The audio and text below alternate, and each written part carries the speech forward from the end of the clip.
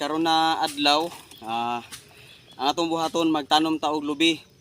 Ang target nato nga matanom karong adlaw is 100 ka punuan. Mo ni ang mga seedling. Ini mga seedling sa atong mga lubi. Uban nagturok na sa palibot, so atong kuhaon, ato ang itanom sa mga bakante nato nga yuta kay para na natay paabuton samtang nata sa serbisyo nagtrabaho ta. Natay mga gitanom aron sa pag-abot sa panahon nga mag-retire na nanay bunga ang atong mga tinanom karon. So nanatay paabuton samtang nagdagan ng panahon.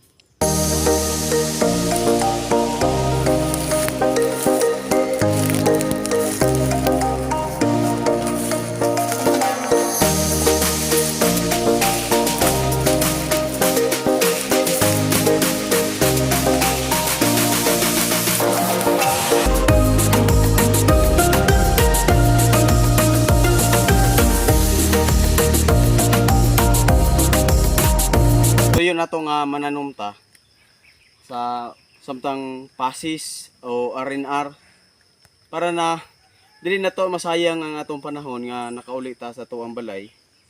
Daghan pa man tag area nga tamnanan, dako ang atong area na pwede na to butangan sa itong mga pananom. So sulito na to ang matag panahon nga naata diri nga nakauli.